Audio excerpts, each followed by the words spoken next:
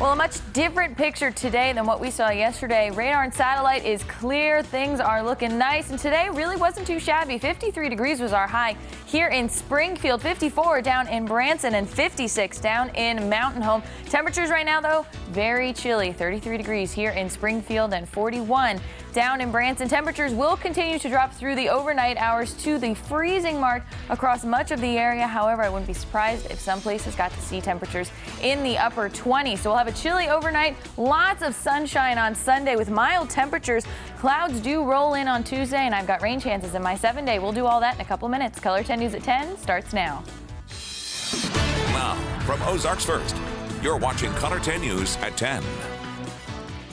Good evening. Thank you for joining us for Color 10 News at 10. I'm Crystal Blair. An enchanting window to the past now on display in Springfield. Tonight, our Colin Lingle joins us with a story about the resurrection of a Christmas tradition. Scoring a 10 tonight, he brings us a story from Park Central Square in downtown.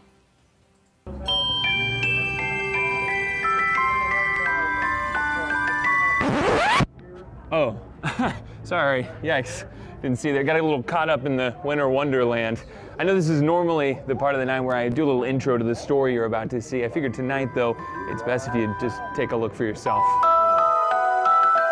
People would just ooh and ah about things that were going on in those Christmas windows. Despite the whimsy, despite the tradition, Christmas window fronts aren't nearly as popular as they used to be. I mean, it was a big deal. Leave it to a museum director like John Sellers to bring them back in style. These windows were such a draw. People would be 4 and 5 and 6 people deep on the sidewalk. Sellers says those years ago, making these scenes come to life was a respected craft. That type of skill to attract people to come into your business is kind of a lost art.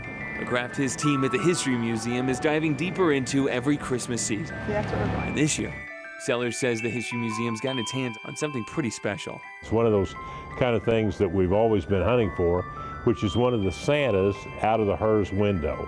The Santa, now a motionless relic, sat in the window of Hers department store half a century ago. It's all run with gears and pulleys, and it looks like from the backside when you're looking under it, it looks like something Da Vinci would have designed. Years ago, this old figure's mission was luring you into the store it fronted. Today, Sellers says its mission is to lure you back in time. The heyday of it was the 30s, 40s, and 50s. We want to get back to the era when there were decorated windows downtown that will give them an experience from back in the past, which is what we do. Colin Lingo, Ozarks First. Well, Silver Dollar City reached maximum capacity today. The park made the announcement on their social media following recent cold and rainy weather. Today's temperatures had the park filling up. Crosslines provided thousands of toys and food today at their annual distribution event at the Ozark Empire Fairgrounds. Through the support of the public, each family received a holiday food basket that includes a traditional Christmas dinner along with breakfast and snacks. Every child who is 18 years and younger will receive gifts that are personally selected by their parent or guardian. These gifts will include 3 presents, a stuffed animal, a knit item, and an extra toy or clothing item. Now, each toy is brand new. Churches, businesses, and individuals donated all of what you see right now. Well, I mean, it's a great opportunity. It means that I'll be able to provide Christmas for my 2 small children. So it means the world to me. Probably the majority of them would not have those presents for Christmas morning, and every family, I don't care who you are, you want to make sure that their kids have a smile on their face and that they have presents on Christmas morning. And if it wasn't for this program and some of the other ones like it, families just certainly would not have those toys for their kids at Christmas. Over 1,000 families in Greene County received assistance. Crosslines is an outreach service of Council of Churches. In more local news, hundreds of Santas flooded the streets early this morning on East Republic. This is the first Santa 5K ever for Springfield. This whole event was sponsored by the athletic shop Fleet Feet. The first 400 runners were provided a Santa costume and beard. The race was open to all ages and some furry friends. At the finish line, runners could expect cocoa and Christmas cookies, as well as awards for the top finishers in each category. Even the Santa Claus felt like Springfield was a great place to test out his speed this morning. The North cold gets pretty cold this time of year, So, you know, I just come down and enjoy the nice weather in Missouri because I heard it's supposed to be in the 50s this week. So I figured I'd spend the week before Christmas in Springfield. Organizers with Fleet Feet say the proceeds will go to support schools here in Springfield. Also this morning, wreaths across America. They laid wreaths at grave sites of veterans all over the country. That included the Missouri Veterans Cemetery. This is in honor of the sacrifice each veteran made and gave family and friends a chance to celebrate them for Christmas. This ceremony originated at the Arlington National Cemetery in Washington, D.C. many years ago and grew. Every cemetery that participates does it at exactly the same time. Major Lynn Redfield with the Civil Air Patrol says seeing all the flags draped on the gravestones is a reminder why Americans honor those who have fallen. Being a veteran myself is what they have given up for me to be able to stand here today and speak with you. They have given their lives. Their families have given up their loved ones. And this is something that we should remember not only today and not only on Veterans Day, but every day. Aim, fire!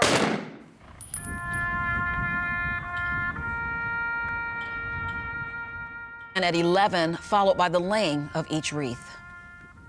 This time of year, many people are brought closer together by the holiday season. But a new exhibit currently on display in Aurora showcases how sports can do the very same thing. And our Jesse Emmon was there for the ribbon cutting. Jesse, what'd you see today? Well, Crystal, the opening of this exhibit, which is on display for a limited time, focuses on the way sports has affected culture as a whole, and also small communities like Aurora as well. This particular exhibit is all about how sports has helped shape climate, culture, food, language, just about everything we do and say and are in these small hometown communities. Kim Mobley was one of the driving forces to open the exhibit, as she is an employee of the school district. Being paired with their Christmas parade today in Aurora, the opening of the hometown sports exhibit brought Aurora Hound Dog alumni together from the past and present. It's been fun having all of these people, hound dogs from the past, come in and talk about their stories, their victories, their losses, their life lessons, and kind of how being from Aurora or being hound dogs has affected their whole lives. When they got the grant from the school to open the exhibit, they ran into a bit of a problem. We drove around town looking at places like, where could we put it? I've got a lot of square footage, and they come to me with it. Sean Darst owns the heating and cooling company attached to the exhibit, and he says he took a vested interest in playing host to showcase the athletics and the history of his hometown. Several of the athletics, of course, from the Smithsonian, but over here in the corner, like say with the mining, all the history of the mining, some football history from some local athletes, information about our hound dog history, about where the hound dog come from. There's a lot to take away from this. It's definitely worth the trip. But this exhibit is about much more than just a game. It's about that audience, it's about that interaction, it's about that sense of family, sense of community. Now, much of the memorabilia you saw there was provided by the Smithsonian Museum, who partners with them to make this possible. And the exhibit is now open from now until January 27th, and it's on Fridays, Saturdays, and Sundays. And for more information, if you want to check it out, you can visit the number to visit this museum, this exhibit, on our website at ozarksfirst.com. All right, thanks so much, Jesse. In your right to know, a Springfield woman was sentenced for her role in a conspiracy to distribute methamphetamine. 49-year-old Carol Hardy, who also goes by the name Carol Johnson, was sentenced to 20 years in federal prison without parole. Hardy pled guilty in July for her role in conspiracy to distribute the drug from March 30th to October 18th of last year. Now, according to the district attorney, Hardy was an upper-level distributor in a drug trafficking organization. Meth was purchased in Kansas City and Oklahoma City and then transported to Springfield by car. After executing a search warrant, officers found 1.7 kilograms of meth as well as a drug ledger inside Hardy's home. An Ozark man pled guilty last Wednesday to a $2.4 million wire fraud involving the purchase of cattle. 57-year-old Dwight Cox pled guilty to one count of wire fraud, stating that he lied about purchasing thousands of head of cattle under a contract with the Texas company. Cox owned Dwight Cox Cattle Company, which purchased cattle throughout the region and placed them on land that was owned or rented by Cox. Once the cattle reached a specific weight, Cox would ship the cows to his clients. Now, according to the Office of the United States Attorney, Between April and November of last year, Cox claimed he purchased around 3,250 cows for a company in Texas and had those cattle feeding off his land. Cox was paid approximately $2.5 million for those cattle. When the company wanted to have the cattle shipped to Texas, Cox told the company that he was unable to deliver the cattle, admitting he only had 147 cows in his possession. When questioned about the over 3,000 in missing cows, Cox confessed that he lied about the purchase. He could face up to 20 years in federal prison without parole. Great for our country, great for the American people. Thank you all. Well, a federal judge in Texas had ruled that the Affordable Care Act is now unconstitutional. Find out why after the break.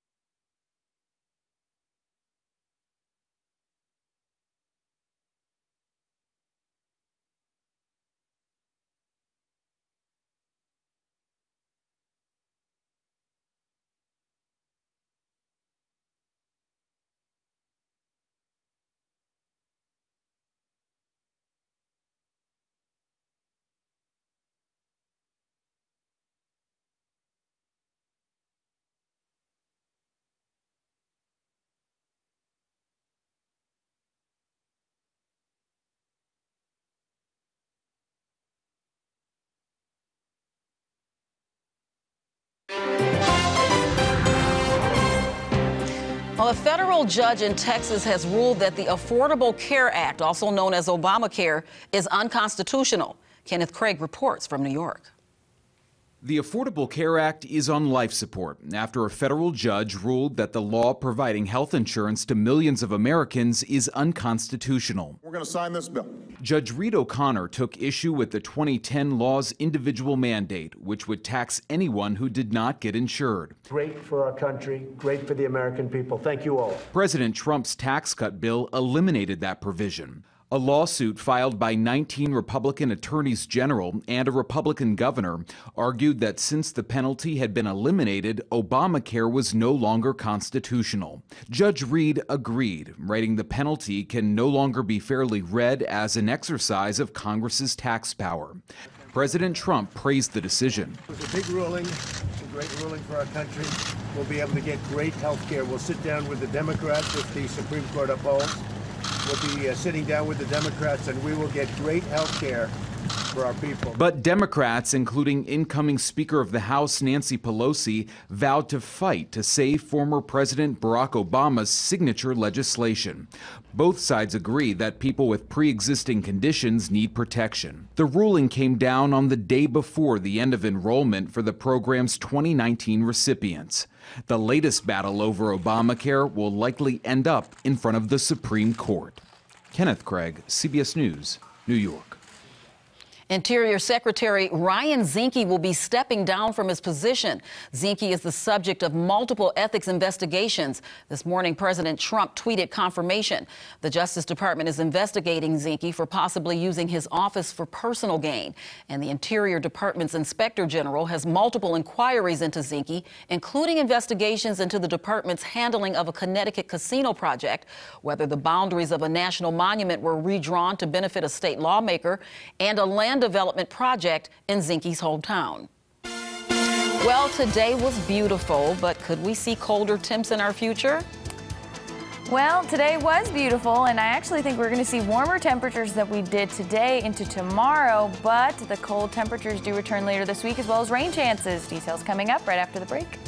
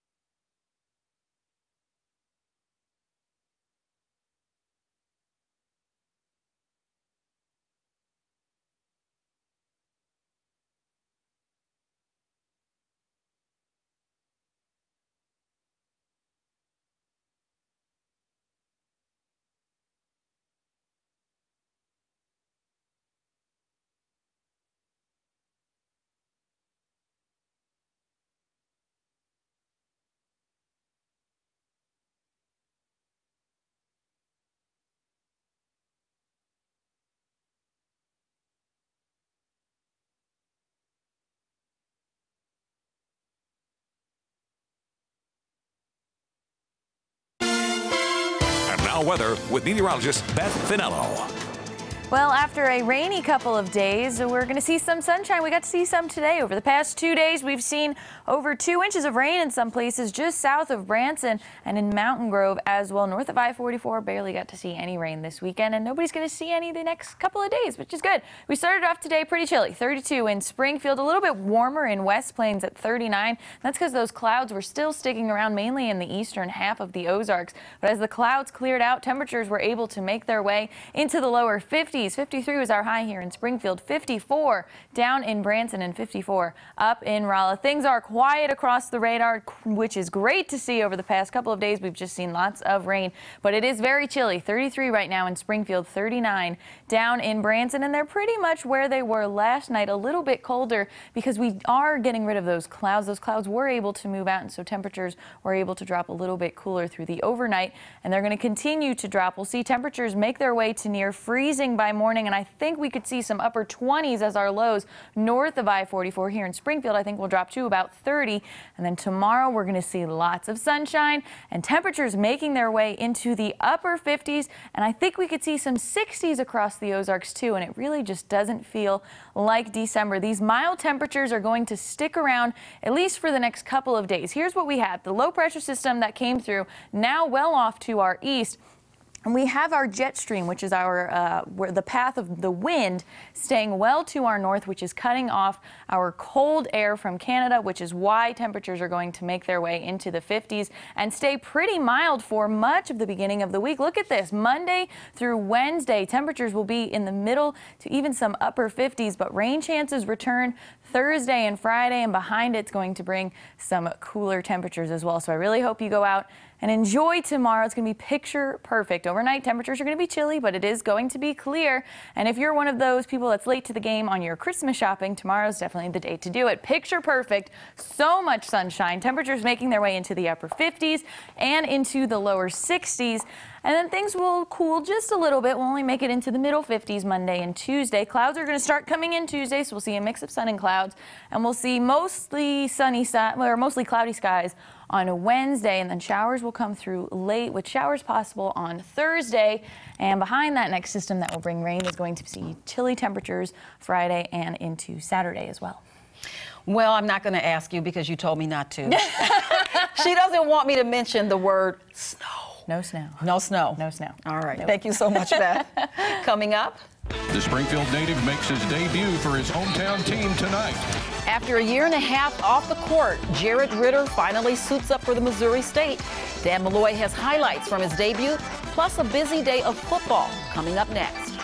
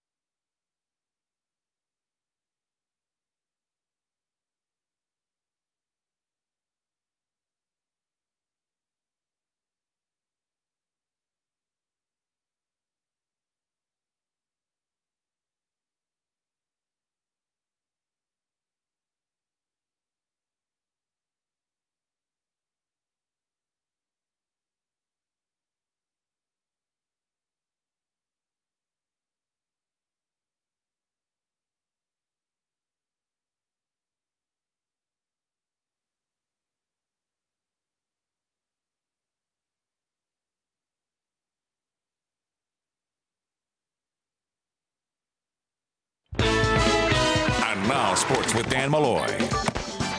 He was a star at Kickapoo High School, the Missouri Boys Player of the Year. He enrolled at Xavier. He left Xavier. He came back and enrolled at Missouri State, sat out last season, had to sit out first semester this season. But tonight, finally, Jared Ritter takes the floor for the first time in an MSU Bears uniform. Missouri State and North Dakota State played twice last season. The road teams won each matchup a season ago. Ritter on the road tonight, making his presence felt right away. That's a good-looking baseline fadeaway. His first career collegiate points. Then Ritter on defense with the steal. Outlet to Josh Webster, and then the freshman. Following up the play, knocking down his first career three-pointer. Very next possession, look at a good-looking double-high screenplay here. Gets a wide-open look for Ritter. The sharpshooter with 3 more. He leads MSU with 8 first-half points, but it was the Bison up 35-30 at the break. They built a big lead from there. Jared Samuelson knocks it down to 3 to make it 62-46. They were up as many as 18, but the Bears slowly trimmed it down. Good finish inside from Obadiah Church, 68-63 at the 2-minute mark. 4-point game, just over a minute. Looks like Tulia De Silva gets the steal, but Vinny Shaheed scoops it up, hits a back-breaking jumper. Bears fall to 0-4 on the road, 74-67. Arkansas played UTSA tonight in Little Rock. The game wasn't on TV, but the Hogs did take care of the Roadrunners, 79-67. Isaiah Joe hits 5 3-pointers, leading the way with 21 points for Arkansas. The top-ranked Kansas Jayhawks got Fog Allen Fieldhouse going crazy today against number 17 Villanova. 9 minutes to go. Look at Sadiq Bey following up a miss to put Nova up 54-51 with a slam. But KU always finds a way at home, don't they? 10-2 run in the next 6 minutes. Former Memphis Tiger Dedrick Lawson goes for 28-12. The Jayhawks 9-0, winning 74-71. Evangel looking for something, anything to help snap their 9-game losing skid today, hosting Mount Mercy. First half, big man Pavel Antonov drives, follows his own miss. 10 points and 8 rebounds for the Bulgaria native. Jalen Jones drops it down low to Jacob Smith for 2 of his team-high 12 points for the Crusaders. And then Jones, a good-looking play here, hits Torrey Stamps driving to the hoop, slashing for an up-and-under bucket, but Evangel drops its 10th straight, 93-74. 4 Evangel women players score in double figures tonight. Lexi Vaught posts her 3rd consecutive double-double. Crusaders win their 3rd straight game. They are 9-3 under new head coach Megan Lusinger. Missouri State women's basketball plays just its 3rd home game of the season tomorrow against number 21 Gonzaga. The Lady Bears have lost 4 in a row since winning their home opener last month against Ball State. Gonzaga, meanwhile, red hot, 9-1, nationally ranked, winner of its last 5. South Dakota won at JQH Arena a few weeks back, and the Coyotes looking like a future bracket buster today at Mizzou. It was a hot start for the black and gold. Sophie Cunningham knocking down a 3. Tigers took a 17-7 first quarter lead. Marshfield native Lauren Aldridge, former KU Jayhawk, she goes to lawyer school at MU now. She objects to the 4-point halftime deficit, 3 of her 12 points, but the objection overruled, folks. Kira Duffy, 20 points today, another big road win for South Dakota, knocking off the nationally ranked Tigers by 13. Okay, star quarterback Patrick Mahomes is reportedly preparing to launch a breakfast cereal called Patty Flakes. That is your Chiefs news of the day. 2 games left in this regular season. If they beat the Seahawks and the Raiders, they are AFC West champs for the 3rd year in a row with home field advantage throughout the playoffs. NFL Saturdays are here for the next 4 weeks. It is Texans at Jets in Week 15 today. Jets were down 19-15 in the 4th. Elijah McGuire runs into the pile, and that pile doesn't stop into the end zone. Jets take the lead 22-19. But they just could not stop Texans wideout DeAndre Hopkins. 10 grabs, 170 yards, and a pair of touchdowns. That's the game winner. Houston is 10-4, 1 game behind the Chiefs and Chargers. The 6-7 Denver Broncos in the West trying to keep their playoff hopes alive tonight against Baker Mayfield and the Cleveland Browns. Browns were deep in Denver territory in the 4th.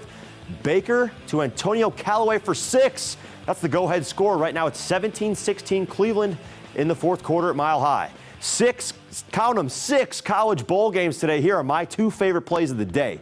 Georgia Southern QB Shai Werts cutting through the Eastern Michigan defense like cake with the spin move, 26 yards to the end zone. Georgia Southern wins the Camellia Bowl on a last-second field goal. Best play of the day right here. Fresno State, Arizona State. Cornerback Tank Kelly. That's a football name. Easy interception. But Crystal, look at these couple moves at the end. He makes the quarterback miss. Then he slams on the brakes at the 15-yard line. Wow. Takes two guys out of the play. The Fresno State Bulldogs win 31-20. Now, the coach of Arizona State is former Chiefs coach Herm Edwards. He had the quote of the year today after the game. He said, "We didn't lose the game today. We just ran out of time." I got to use that one. Yeah. I'm still reeling, though. Eastern Michigan, that's my alma mater. Oh, I'm sorry about your Eagles today. I know. I would have totally skipped that one if I had known. No, that's okay. Oh, my gosh. I had to learn. Good season for the Eagles, though. That's right. Thanks so much, Dan. We'll be right back with the final check of your forecast.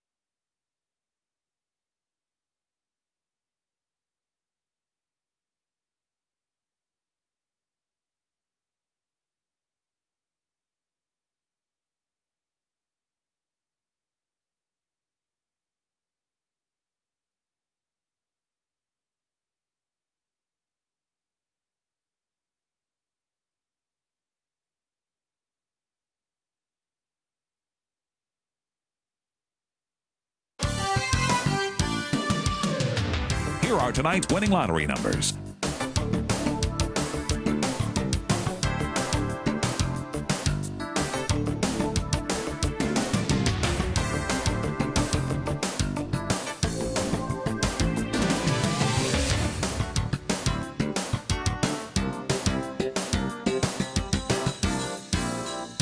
Color 10 News will continue in a moment.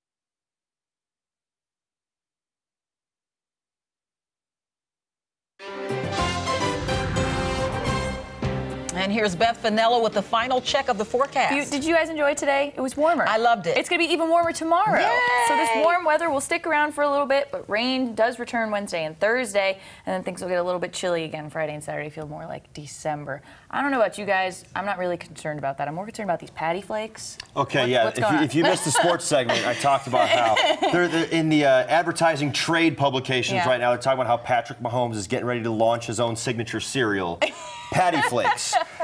And we're wondering what the flavor is going to be. They want to know the flavor. I want to know, are they gluten-free? Like, what's the box going to look like? What I love is that he skips the Wheaties and he just goes straight to his own. Right. That's the most millennial thing he can do. Just influencer status, straight to your own signature. I'm really excited. Just let them be gluten-free. That's all I ask. I think they'll sell very well. They'll sell very well in Kansas City. We're very picky. Thank you so much for joining us tonight.